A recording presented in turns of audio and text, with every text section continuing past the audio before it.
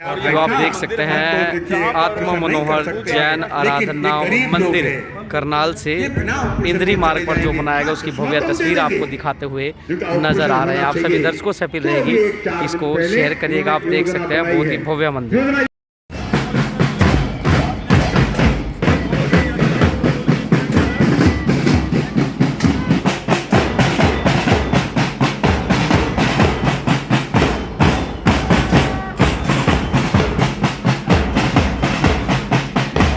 पवैजामि केवली परतम धमम शरणम पवैजामि।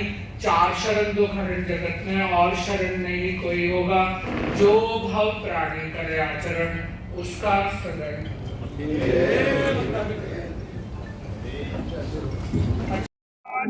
साथियों नमस्कार, स्वागत है आपका HGN 24 पर और मैं रविंद्र डांगे से मैं आपको तस्वीरें दिखा रहे हैं। आप देख सकते हैं श्री आत्मा मनोहर जैन मंदिर करनाल से इंद्री मार्ग पर आज देख सकते हैं जो भारत संत गौरव श्री पीयूष मुनि जी महाराज देख सकते हैं भारत संत गौरव श्री पीयूष मुनि जी महाराज के सानिध्य में श्री आत्मा मनोहर जैन वेलनेस सेंटर का आज निर्माण और शुभारंभ किया गया है, जहां पर आप देख सकते हैं डॉक्टर कृष्ण गोपाल सह कार्यवाहक राष्ट्रीय स्वयंसेवक संघ श्री सर्बानंद सोनोवाल केंद्रीय आयुष मंत्री भारत सरकार गृह स्वास्थ्य एवं मंत्री की उपस्थिति में श्री विनोद मित्तल और निखिल आप देख सकते हैं ये तस्वीरें आपको दिखाई जा रही है। सभी दर्शकों से कुछ जाएगा, खबर को शेयर करिएगा। करनाल श्री आत्मा मनोहर जैन वेलनेस सेंटर का निर्माण और शुभारंभ का जो भव्य उद्घाटन है वो आज यहाँ पर किया जा रहा है। तस्वीरें आपको दिखाई जा रही है। सभी दर्शकों से अपील रहेगी खबर को शेयर करेगा। देख सकते हैं अब यहाँ पर आप लोगों का जो इलाज है वो एक मल्टी स्पेशलिस्ट जो ये आयुष वेलनेस सेंटर यहाँ पर खोला गया, हॉस्पिटल खोला गया है। अब आपको यहाँ से बहुत अच्छी सुविधाएं जो है कहीं ना कहीं फैसिलिटीज जो है वो मिलेंगी। तो आपसे निवेदन रहेगा खबर को शेयर करिएगा।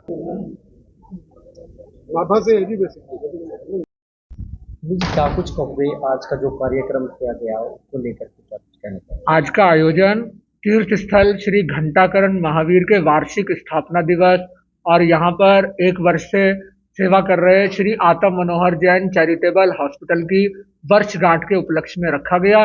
और इसके साथ ही आज यहाँ पर प्राकृतिक चिकित्सा को बढ़ावा देने के उद्देश्य से प्राकृतिक माहौल में श्री आत्मा मनोहर जैन वेलनेस सेंटर का भी निर्माण कार्य शुभारंभ किया जा रहा है।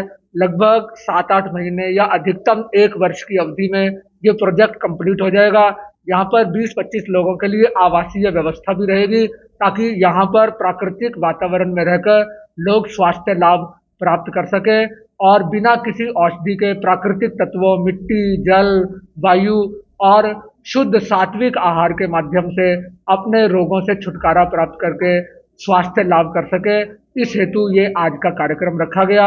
इसके अलावा भगवान महावीर के 2550वें निर्वाण कल्याणक वर्ष के उपलक्ष्य में यहाँ पर 2 टावर्स बनाने का निर्माण भी आज प्रारंभ होगा, जिस माध्यम से लगभग 2500 पक्षियों को रहने की जगह यानी आर्टिफिशियल घोंसले उपलब्ध होंगे जहां पर वो रह सके और दाने की व्यवस्था भी यहाँ पर उपलब्ध रहेगी। और जल्दी यहाँ पर पक्षियों के लिए भी चिकित्सालय का प्रबंध किया जाएगा ताकि उन्हें भी इलाज की सुविधा मिल सके। गुरुजी जो इलाज किया जाएगा क्या उसमें गरीब बच्चों की भी कुछ ऐसी रखी है प्रावधान की उनको भी कोई फ्री या कोई कंसेशन? मैं बताता हूँ। वैसे तो हॉस्पिटल में काफी कम चार्जेस रखे हैं, OPD शुल्क भी काफी कम है, मंगलवार को निःशुल्क व्यवस्थाएं होती हैं। उसके अलावा भी कोई अगर जरूरतमंद गरीब व्यक्ति आता है तो डॉक्टर उसकी स्थिति देख करके उसको छूट दे देते हैं। गुरुजी आज के समय में नशा और मांसाहार की प्रवृत्ति बढ़ती जा रही है विशेष करके युवाओं में, इस बारे में क्या कुछ संदेश देना चाहिए? नशा तो नाश का द्वार है। अगर हम नशे को दूर नहीं करेंगे, समाप्त नहीं करेंगे तो आने वाली पीढ़ी खराब हो जाएगी। और भविष्य को सुरक्षित रखने के लिए ये लाजमी है कि हम आने वाली पीढ़ी को नशे की दलदल में गिरने से बचाएं। इसके लिए समाज में जागृति आए, लोगों को भी ये जानकारी मिले कि नशा प्रारंभ में अच्छा लग सकता है, इससे व्यक्ति यूफोरिया में चला जाता है जिस कारण वो कल्पना लोक में जाकर इमेजिनेटिव वर्ल्ड में आनंद की अनुभूति करता है, किंतु स्थायी रूप से ये तन को, मन को, भावनाओं को, बुद्धि को, दिमाग को, अपने अध्यात्म को बिगाड़ने और खत्म करने का कार्य करता है।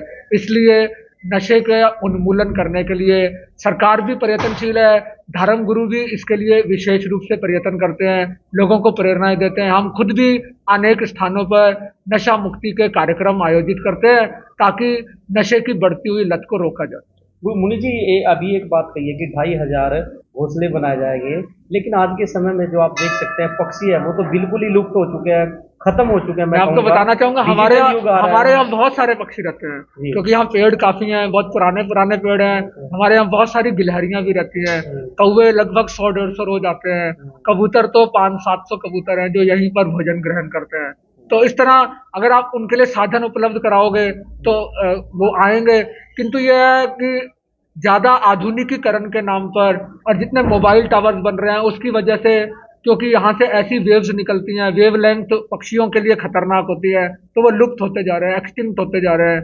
किंतु व्यक्ति को सोचना पड़ेगा कि इसीलिए चिड़ियों का चहचहाना आज के समय में नहीं सुनाई देता और कुदरत का जो सौंदर्य, खूबसूरती वो कम होती जा रही है। तो मानव इन सब बातों का ध्यान रखे। हमारे लिए ये धरती नहीं है, धरती सबके लिए है। पशु पक्षियों का भी उतना अधिकार इस धरती पर है जितना इंसान का। और हॉस्पिटल के रिगार्डिंग लोगों को क्या कहना चाहोगे? जैसे कि ओपीडी शुरू हो चुकी है, कौन कौन से डिपार्टमेंट, कौन कौन से विभाग के द्वारा यहाँ हमारे यहाँ डेंटिस्ट्री है, यानी विकसित दंत चिकित्सा उपलब्ध है, दांतों का हर प्रकार का ट्रीटमेंट होता है, फिजियोथेरेपी का विंग है, लेबोरेटरी है जिसमें हाई क्वालिटी सारी मशीनें हैं जिनसे ब्लड का हर तरह का टेस्ट किया जा सकता है, डिजिटल एक्सरे है, अभी अल्ट्रासाउंड की मशीन 5-7 दिनों तक यहाँ पर प्रारंभ हो जाएगी। उसके अलावा मेडिसिन के डॉक्टर हैं, बच्चों के डॉक्टर हैं, सर्जन हैं, आंखों के डॉक्टर हैं, जोड़ों के दर्द के लिए ये सारे डॉक्टर यहाँ पर उपलब्ध हैं। महिलाओं के लिए भी हैं यहाँ पर? महिलाएं के लिए पहले अभी डॉक्टर थी, वो अभी उपलब्ध नहीं है, जल्दी ही अरेंज करें। देखिए, बड़ा ही सराहनीय कार्य आज यहाँ शुरू होने जा रहा है और युगों से ही जैन मुनि हमारे जो है दिगंबर अखाड़ा, दिगंबर जैनी हमारे हैं, श्वेत मुनि हमारे हैं और इनका तो योगदान इतना रहा है शुरू से आज तक कि हमेशा सभी संतों से आगे बढ़कर इन्होंने योगदान दिया।